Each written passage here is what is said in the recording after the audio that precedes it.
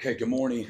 Um, uh, Coming off our off week, used our off week for opportunity to recharge and refocus, um, get an opportunity to look at ourselves from a tendency standpoint, get a chance to look at other people as well, and work on a lot of the basics, things that we've been punished for this season in regards to not being successful and finding ways where we can improve our football team, even with just 2 weeks in the regular season left. You believe it or not, you can get a lot done in a day, and both in the film room, certainly out on the practice field, but also at the same time, knowing a lot of tread has been ripped off the tires, and we have several young players that are contributing in big roles, and a lot of times with young players, uh, you know, the challenge of a season is just the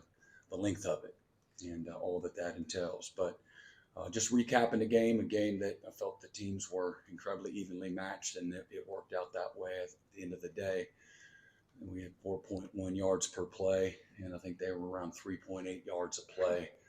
And, there's such a razor thin a margin in the SEC for both winning and losing. And when you don't have a clean performance in regards to taking care of the football, you're going to struggle to win. And certainly that was the case.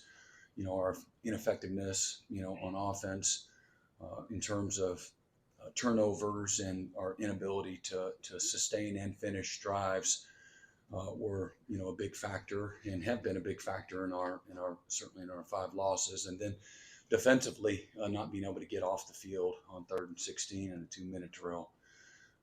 We gotta win that moment every single time. And they had a dominant performance all night. And I know it's easy to pick on them when we give up a few plays where they execute in a critical time and we don't. But just not being able to do enough things, to win the football game. And we certainly had plenty of chances to do so. And we need to, we need to do a better job as a football team, and particularly on offense, being able to put pressure on people, by sustaining drives. You get into past midfield, you got to score. You get down in the red zone, you can't kick more field goals than touchdowns.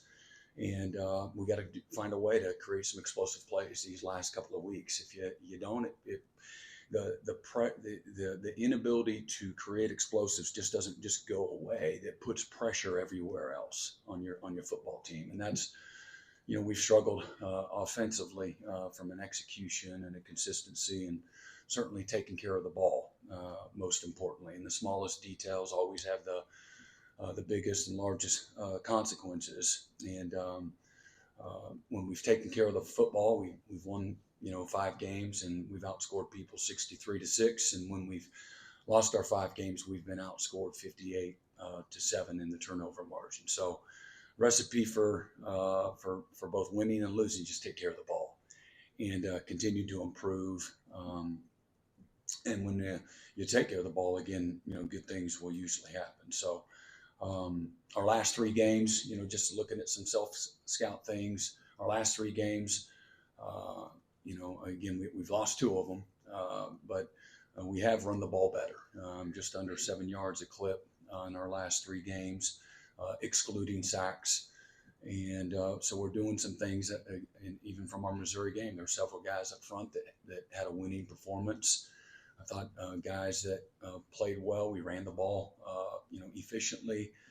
Xavier Robinson, Taylor Tatum had his opportunities there in the first half. Jackson ran the ball with good toughness.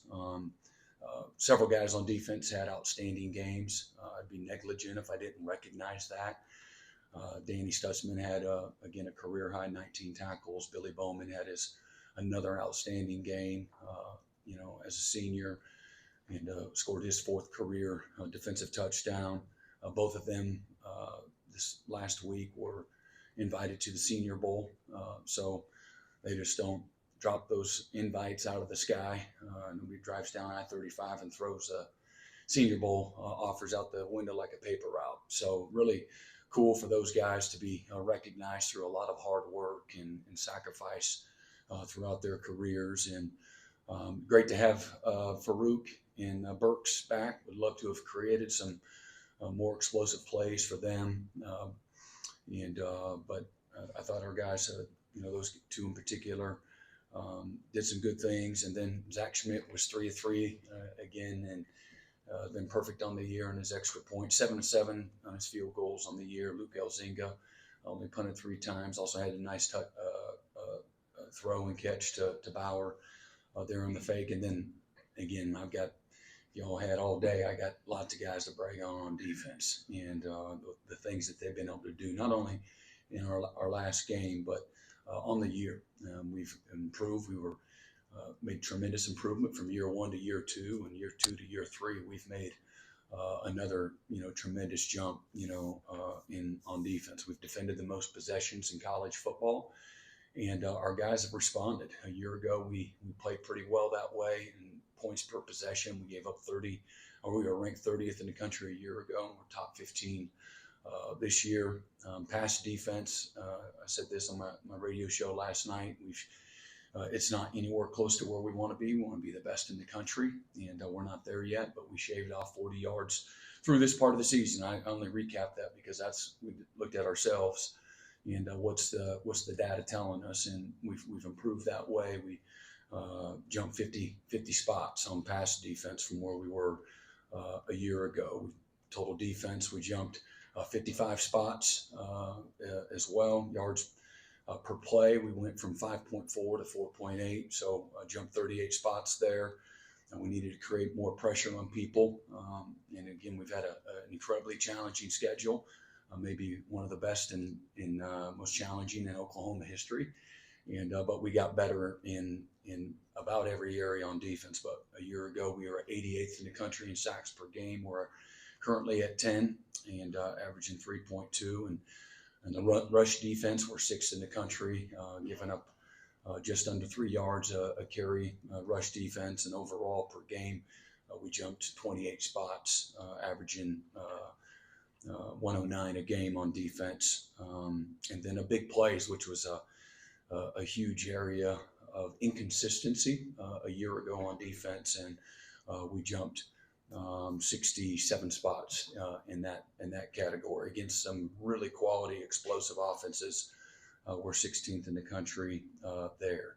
Not quite as good as we were a year ago on third down. Going into the Missouri game, we were top 20 in the country, and we let them have a little too much success there in the second half of that Missouri game that kind of skewed those numbers. But I've been really good in the red zone as well, jumped 20 spots in the red zone. So we know we've been historically inefficient and ineffective on offense. So I won't even talk about that, but we have gotten a little bit better. Some players have gotten better the last several weeks, and we've been a little more efficient and given ourselves a chance. If we just take care of the ball, we'd have a chance to win every game that we play, along with creating some explosive plays.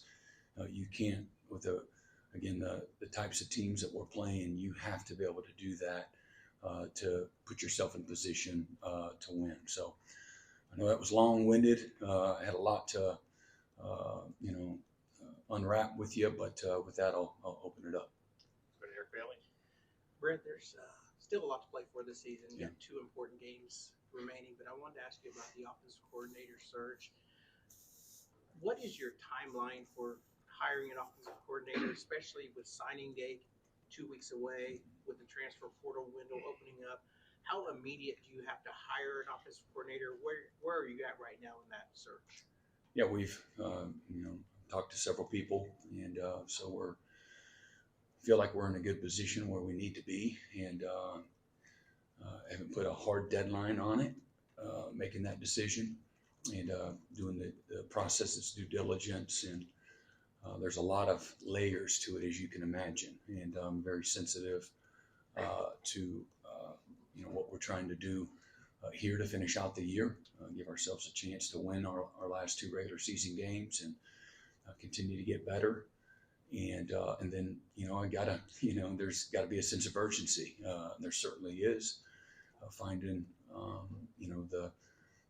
best solution to where we're at right now. And so, but there is a real thing called a regular season that's got to finish up. And if I'm talking to the right people, which I believe I am, then they're going to be sensitive to, finishing what they started and being loyal to their players and the people that they work alongside with, things of that nature. But sooner rather than later is when I want it finished, but I want to get it right. And so that's our focus. Thanks, Brent. Ryan Avery. Yeah, Brent, we talked to Xavier last night, and he talked about the process of, I know a couple weeks ago you told us that the plan was to redshirt him. Mm-hmm. He said that y'all had talked to him about playing these last couple games and that he had taken some time to think about that. What was that process like going through with him, and how tough is it, I guess, to balance that, the present need versus the potential for the future? Yeah, you're always trying to be sensitive to that. A guy like Xavier, he loves the University of Oklahoma. All of his best football is ahead of him. Being a freshman coming in at a position where we had a lot of depth, didn't give him as many opportunities early on. And he'd be the first to tell you too, there's always a transition. Things weren't necessarily smooth for him during the course of the spring. Not that that's abnormal. That's more normal than not. And but a few weeks ago we were a little healthier there at that position, and his opportunities came because of we weren't able to travel right on time, right here this season, right on time. We both Barnes and Sawchuck were both unavailable, and so didn't make the trip, and so he got his opportunity. We know that Taylor Tatum is a fantastic prospect, and he got in the game, did some really good things, and then he struggled a little bit.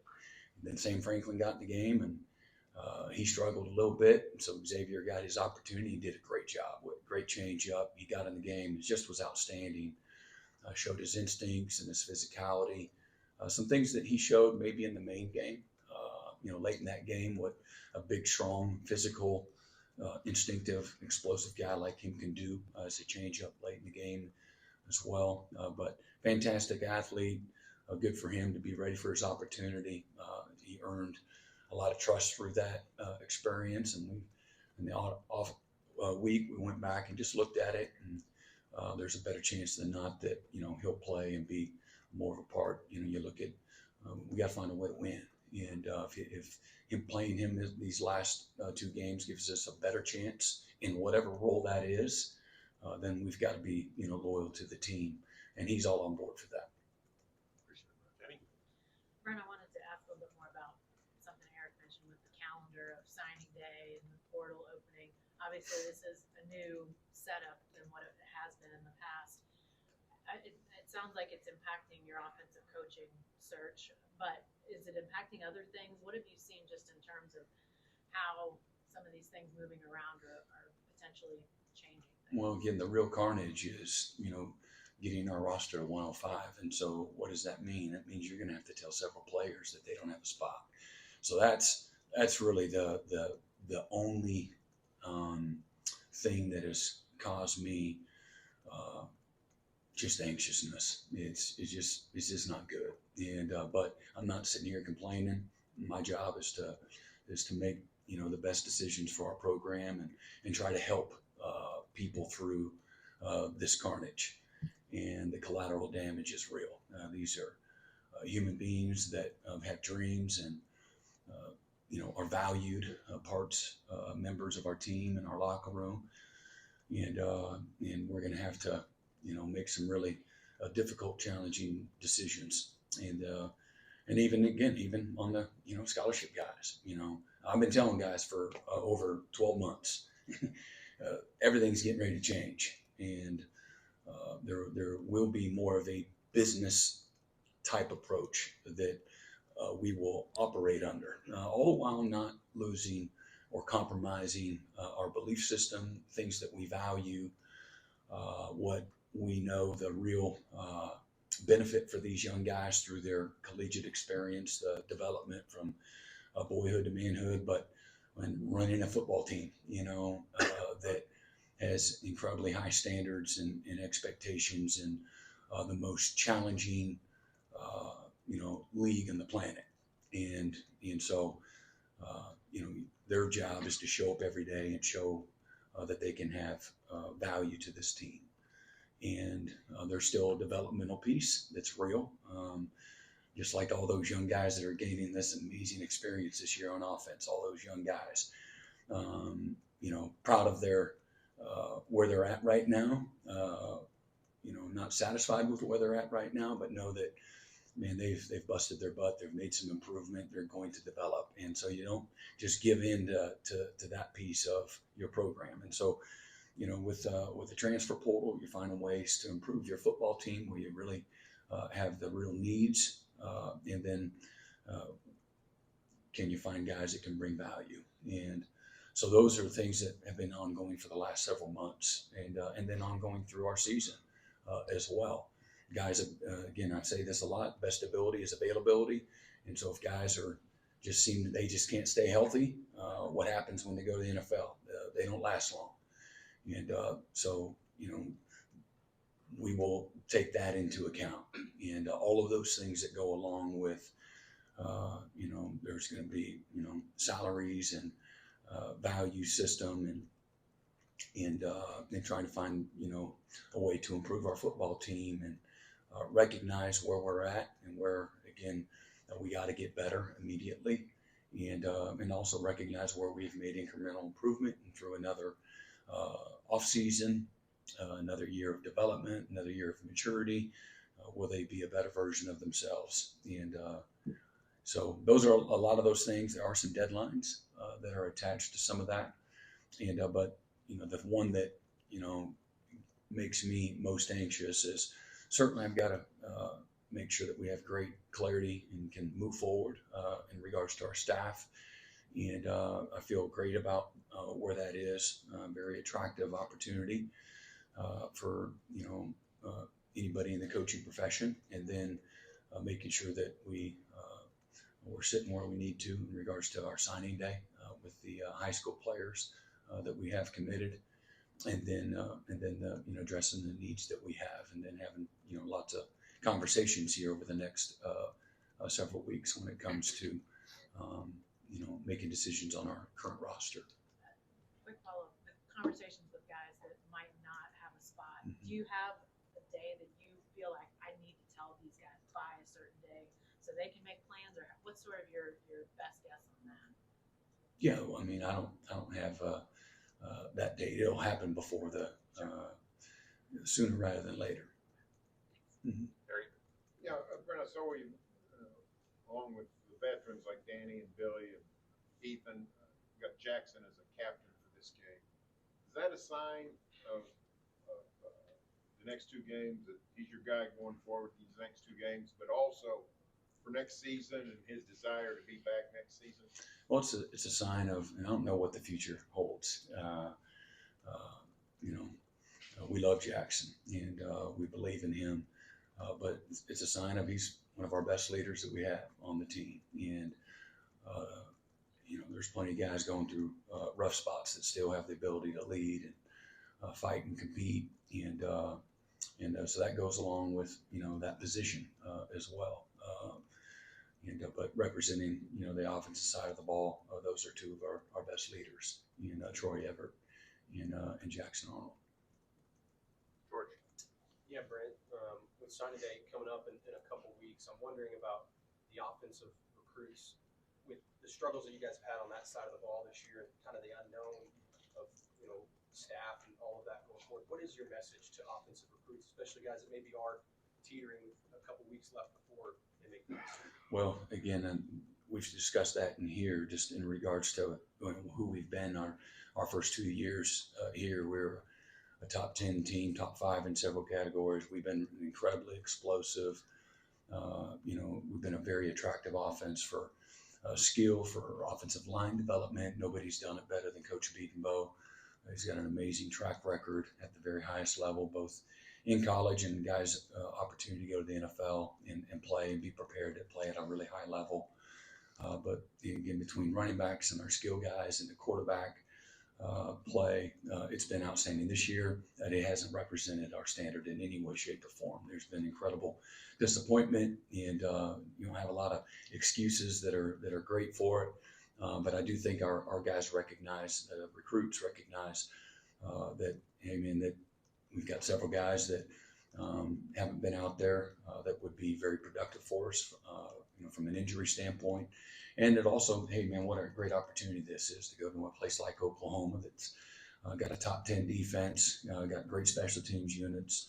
Now, if we can get it just a little bit better, get healthy on offense, I can come in and contribute, because we're talking about a group of recruits that are very highly thought of, highly sought after. These are guys that have a great opportunity to come in and help make us better. We played 7,044 snaps of freshmen and sophomores through our first 10 games of the season. So, we've shown the willingness to play young players, not only to play them, come in and be starters. And we've had several guys that have been able to do that. Or when they've gotten in the game as true freshmen, they've come in and played really, really well, whether that's defense or that's offense or that's in the kicking game as well. So great opportunity is what I would say, and believing in people. And this is a staff that's a championship staff, a staff that's had success at the highest level for a long time. And so when you look at a body of work, there's more reasons to support their original decision than not, and choosing Oklahoma, knowing that they're going to have a great future. Mm-hmm. Ryan Chapman. Brent, you mentioned 2 weeks ago is kind of a long time, but what's that process been like to help kind of build Jackson's confidence back up so he can obviously take care of the football but still make quick, confident decisions, stuff you need to have success against Alabama and LSU last week? I mean, I think it's going to be the same type of experience it's going to be for the rest of his career. And he's no different than any other player, other than he's the face. That goes along with that position at a place like the University of Oklahoma. So that's a position that's a little bit kind of like the head coach position. That's, there's a different type of microscope. There's a different type of focus, and that's okay. He's got broad shoulders to handle that. But improving and developing, making mistakes, learning from the good and the bad, that's going to be an ongoing process for the rest of his career. And so it's just it's a daily task. And, he's got a huge part in that experience and the development and improving and taking ownership. You can't deflect it. You have to have great awareness. You have to have great self-awareness. You have to have great humility.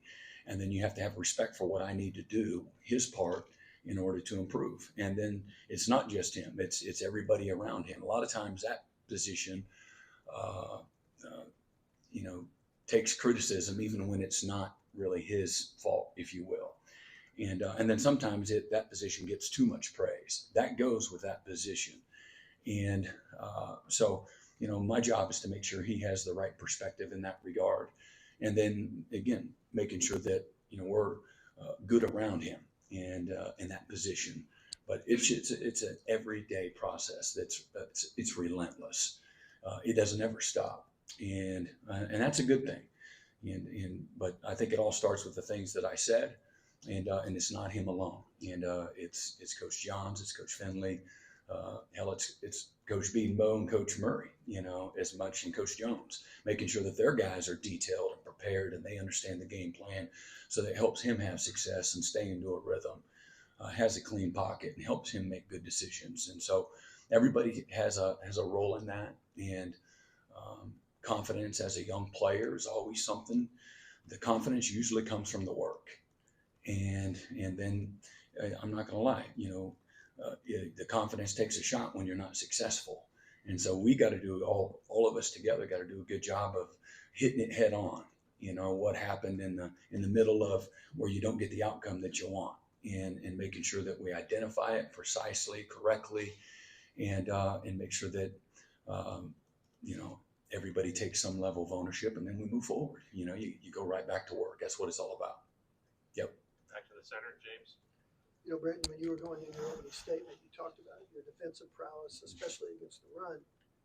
That's what makes this game really interesting, because their quarterback run game may be as powerful and strong as anybody in the country, and then they got the freshman outside with the speed and things.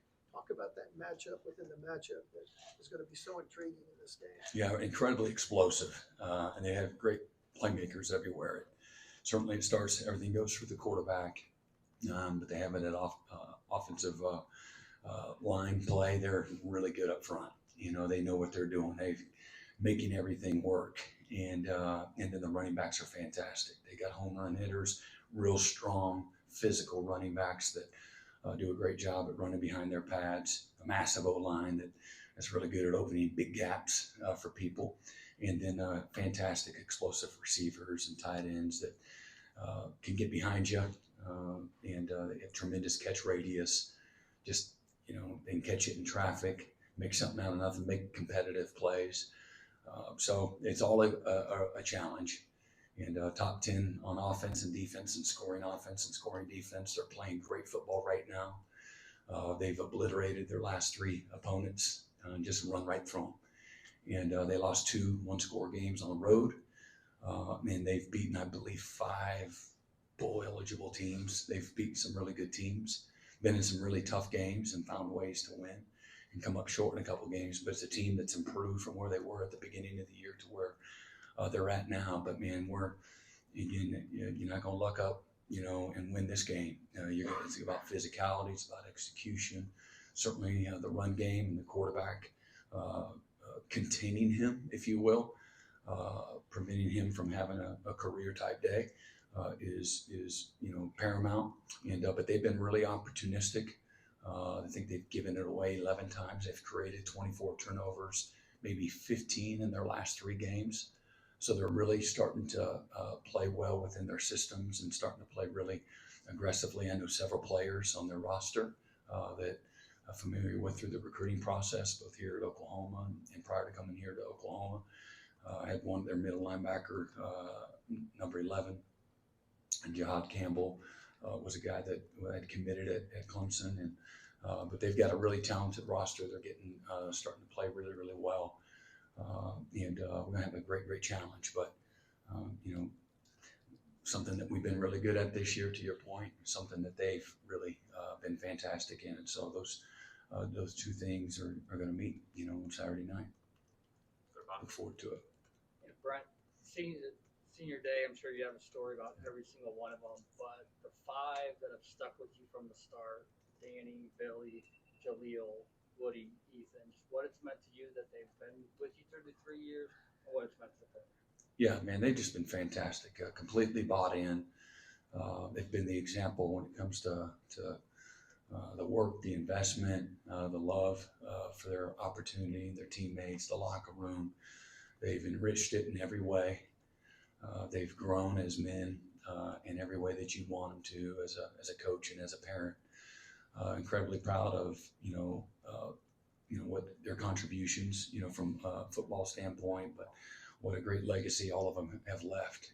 For this is what it looks like to pour into the program and to make the most of their opportunity, squeeze all the juice out of it that you can, and then just be present in the moment. They all have incredibly bright futures, but something I've been most proud of is they haven't gotten distracted.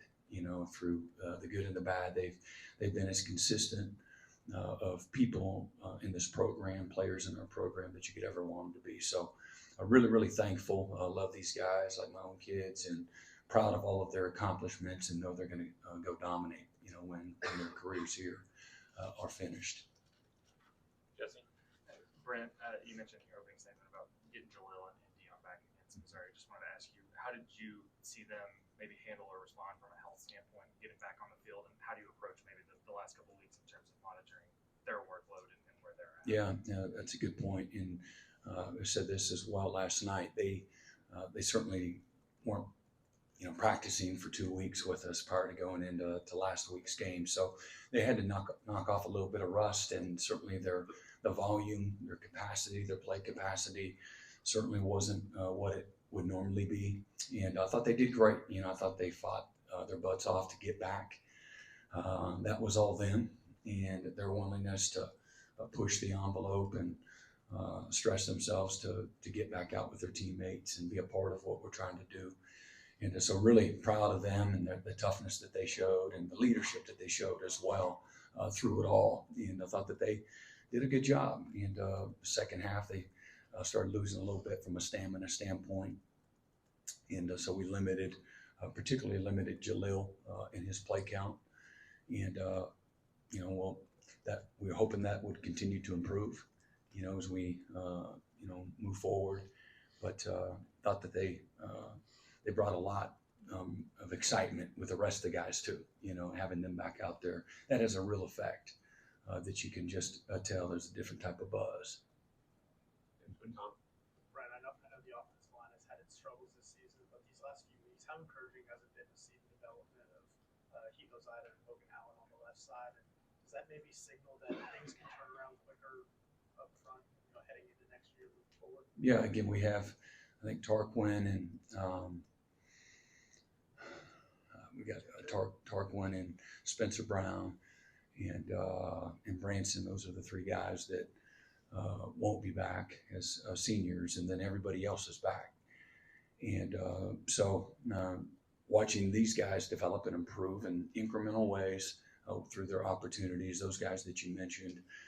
Again, man, I've loved the fight of those guys and the work that they've put in, and the improvement that has that's really happened. And knowing that, man, all their best football is still ahead. They're still going to continue to develop and improve. And maybe it's even a guy like Fabechi, where he was at the beginning of the year to where he is now, or getting Troy back. I believe the Texas week was when we first got Troy back, and his leadership. And again, he's a guy that was out for 6 months. And so he also has developed and gotten better here the last several weeks.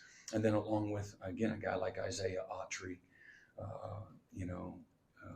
Eddie Pierre-Louis has also gotten some reps in there, along with Daniel against UK Dan against Maine in particular, but gave us just a glimpse of what the future looks like. And we still got other guys, Josh Sosa, BJ, guys that you haven't seen yet that we really feel great about, along with several mid-year guys that are going to come in here and make us better day one as well. So that's a group that we're incredibly excited about. And even though we fell short this year, it's a group that has improved, and several guys, again, were put in a position where their opportunity came maybe a little bit before, they had quote unquote earned it, but I thought that they did a great job with the opportunity that they were given.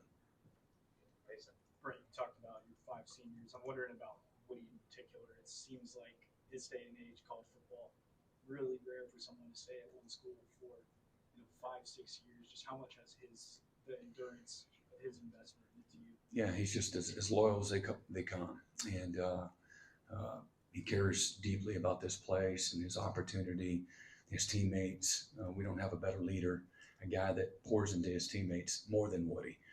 And great humility. Coach, I'll play wherever you want me to play. And he's been a guy that's plugged in a lot of different spots for us. Has always been ready. Great competitor. Great example for the younger players of what leading looks like. And again, to me, great leaders are ones that can reproduce it. And that's what he's intentionally tried to do and has done. He's brought the best out of the young players around him and his teammates. Been a great example for others. Second row, Dean. Coach, back to the offensive coordinator situation. Been a lot of talk about Dan Mullen. Is the job Dan Mullen's if he wants it? I'm not going to comment about the details of the search. I reached out to him a year ago. Okay. Emotionally, it'd be easy this time of year. You see teams that just get emotionally down. Your guys have reason to, if anyone does. How do you see them going into a big game like this, just emotionally as a club? Well, again, nobody is. Listen, the fans should be disappointed, but I can promise you these players and the coaching staff are incredibly disappointed. But that doesn't mean that our spirit's broken. And that's what I've seen, a strong spirited team that's invested too much. You don't just give in here, in the 11th hour. Man, this is a group of guys that still believes. I've got to do a good job of showing them again, where's the improvement been? What is holding us back? Is it that y'all stink and your coaches are terrible and we should get rid of everybody and tear the whole place down? Like probably some people think, and the opinions are what the opinions are. But my job is to recognize where there has been improvement, where we had our opportunities to win, and what the game, again, winning doesn't negotiate.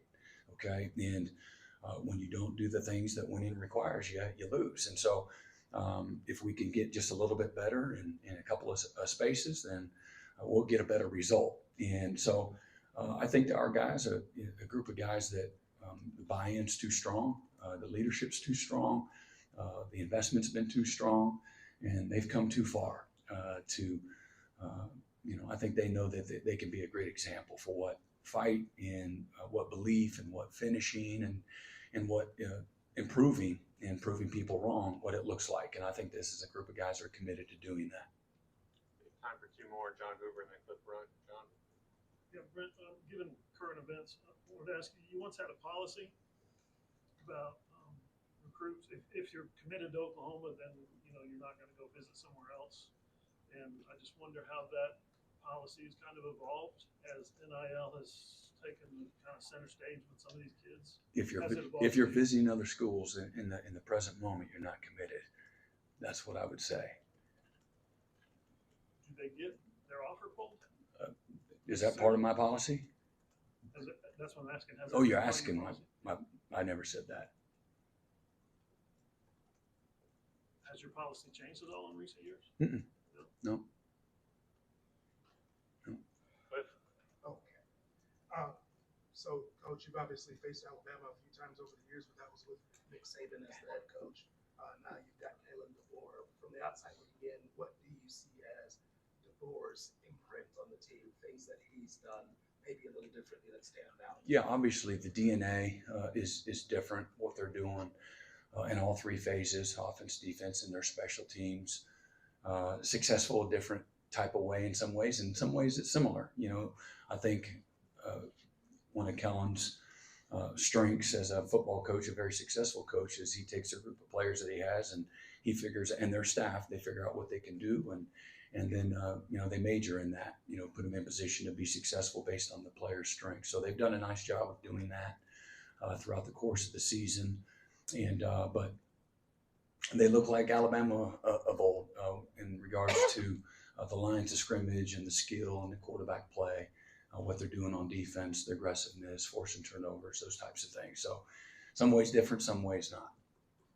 Thank you, Coach. All right, appreciate it. Have a good day. That was head coach Brent Venables. Thanks for listening to Brent Venables press conference presented by Allstate. Allstate, some people